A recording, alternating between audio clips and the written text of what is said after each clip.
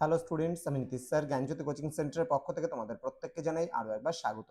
তো স্টুডেন্টস, আজকে আমি তোমাদের সঙ্গে আলোচনা করব এনইপি 4 ইয়ার আন্ডার গ্র্যাজুয়েট প্রোগ্রামের অধীনস্থ যে সমস্ত ছাত্রছাত্রীরা যারা নর্থ বেঙ্গল ইউনিভার্সিটি আন্ডারের বিভিন্ন কলেজগুলোতে 6 সেমিস্টারে পড়াশোনা করছো, তাদের জন্য আজকে মেজর বেঙ্গলি পেপার 14 থেকে সাজেশন 2026 নিয়ে কিন্তু আলোচনা করব। ওকে, তো তোমাদের এই পেপারটিতে রয়েছে সাহিত্যের তত্ত্ব, রূপরীতি ও মতবাদ।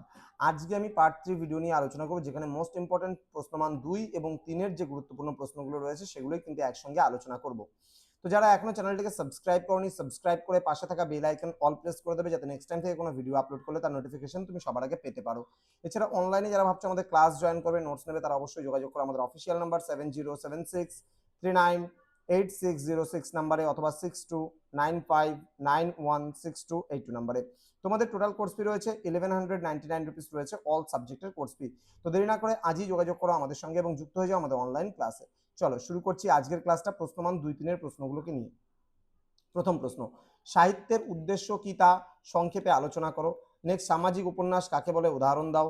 নেক্সট, গীতিকাব্য কাকে বলে একজন গীতিকবির নাম লেখো। নেক্সট, রম্য রচনা বলতে কি বোঝো উদাহরণ সহ আলোচনা করো। নেক্সট, মেঘনাদবধ কাব্য কোন শ্রেণীর মহাকাব্য, এই শ্রেণীর মহাকাব্যের আরও দুটি উদাহরণ দাও। নেক্সট, লেখকের নাম উল্লেখ করে 3টি ভ্রমণ সাহিত্য জাতীয় গ্রন্থের নাম লেখো। নেক্সট, স্থায়ী ভাব কয়টি ও কি কি। নেক্সট রয়েছে ঔচিত্যবাদের প্রবক্তাকে, ঔচিত্য বিষয়ে রচিত তার গ্রন্থটির নাম কি, তিনি কোন শতাব্দীর অলঙ্কারিক ছিলেন। নেক্সট, বঙ্কিমচন্দ্র চট্টোপাধ্যায় দুর্গেশ নন্দিনী কোন শ্রেণীর উপন্যাস, এই ধরনের বাংলা আরও 4টি উপন্যাসের উদাহরণ দাও।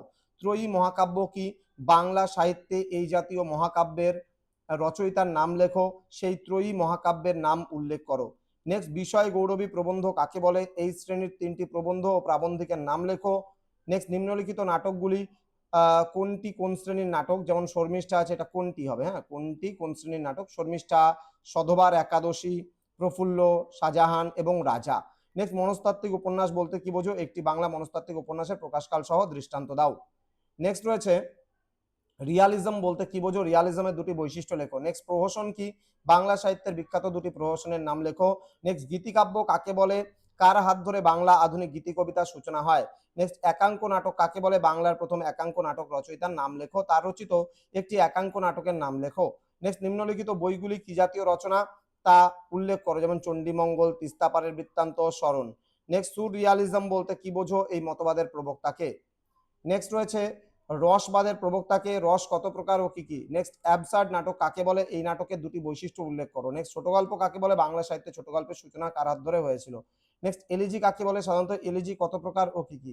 নিম্নলিখিত গ্রন্থগুলি কি জাতীয় নির্ণয় করো, প্যারাডাইস লস্ট, তোমার জনা, একেই কি বলে সভ্যতা ইত্যাদি।